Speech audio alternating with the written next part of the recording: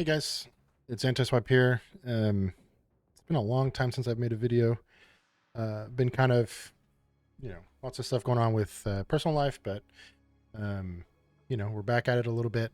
I'm gonna try to put in content a little bit here in a time, a little bit here and a little bit there. Feel free to come watch me on Twitch down there in the description below this video. I wanted to get into Gemling, the build I'm running for Path of Exile 2. So it's pretty simple, and if I can figure out which key works.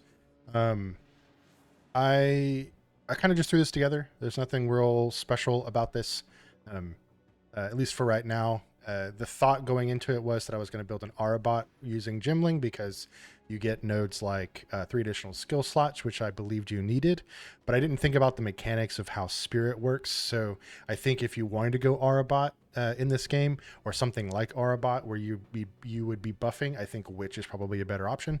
But anyway, regardless, we are a damage dealing lightning character that is using shock burst rounds and galvanic shards.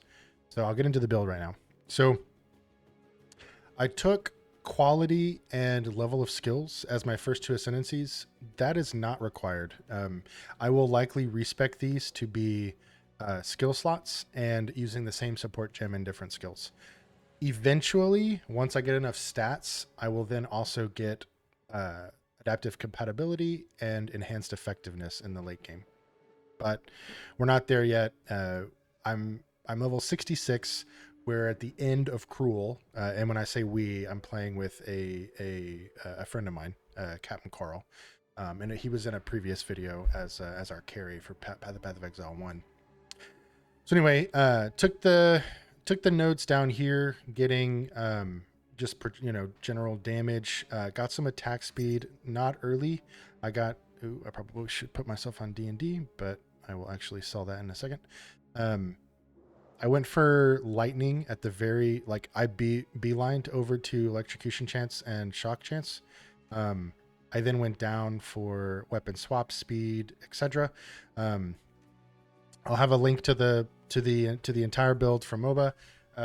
It's a Mobalytics down in the description as well if you wanted to take a gander. That will be updated as my character progresses. I don't know how long it's going to take me to progress. We may have to farm a lot to get to our to get to the end game.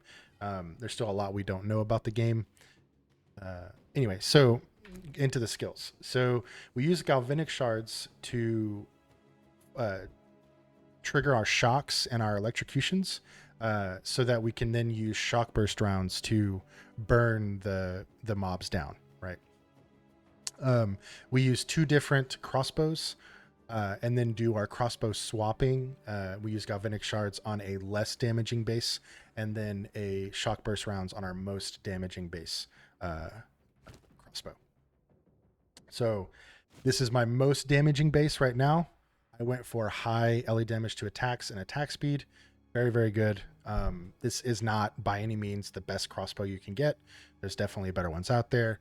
I recommend trying to scale flat lightning damage and LE damage with attacks, with attack speed, obviously, for more damage. And then my second crossbow, if I can actually switch to it. I cannot switch to it. Here we go. I'll sell that guy this in a second. Little less elemental damage with attacks. Once I found an upgraded crossbow, I just replaced this one and then used this in my second slot. And you can do the same thing. It's almost like a hand-me-down kind of situation. Gear is res, life, damage to attacks. Just your typical attack-based build. Res, evasion rating. I win evasion rating later on for reasons because I decided to go. At first I went armor. Armor is great if you want to stack a strength, but in the case with me, I couldn't level up my skills to higher numbers as easy, like for instance Herald of Thunder. So I went Dex instead. back to the skills. So Herald of Thunder as our first main aura, and then once you get enough spirit after completing, after getting more spirit from the campaign in Cruel, you will go over. At least I went Overwhelming Presence to increase the chance that we will be able to shock our enemies or mobs. I went Precision and Vitality on Herald of Thunder, and then Clarity on Overwhelming Presence. I took Voltaic Mark. This is kind of, if you want to or not, it's up to you. But I found that it greatly improves your chance to shock, and it improves the shock on bosses, because it's very difficult in some cases to really shock the boss you're fighting. So anyway, put down the mark, hit Galvanic shards as much as you can to get the shock going, or electrocution going, and then you switch to shock burst rounds and just burn them down. Once the shock expires, you swap back to Galvanic shards, reapply the shock, and then shock burst rounds until they're dead. You'll see some gameplay in a second. And I added in emergency reload because there are occasions where, which I'm by no means good at this, but you would want to, once you get towards the end of your clip, like towards the, like maybe like 2 or 1 rounds left, use emergency reload, and it just gives you that extra burst of damage. I don't use it, like I said, I don't use it very often, but whenever I do use it, it's greatly helpful. And those supports are ingenuity and premeditation. Let's see some gameplay. I'm going to go back to Utsal and just kill some mobs.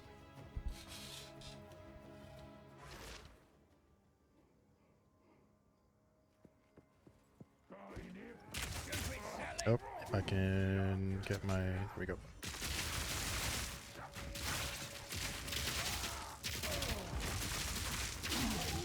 So you shock. Or electrocute. And then you will get your... You get an AoE from the shock burst rounds that really works. Really, that AoE is super helpful.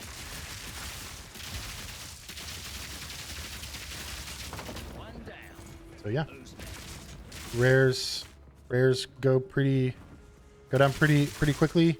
The biggest thing to note about this build is if the damage is, it's more single target than anything, but the fact that the shock burst rounds do the AoE, like I said, it's very helpful in clear.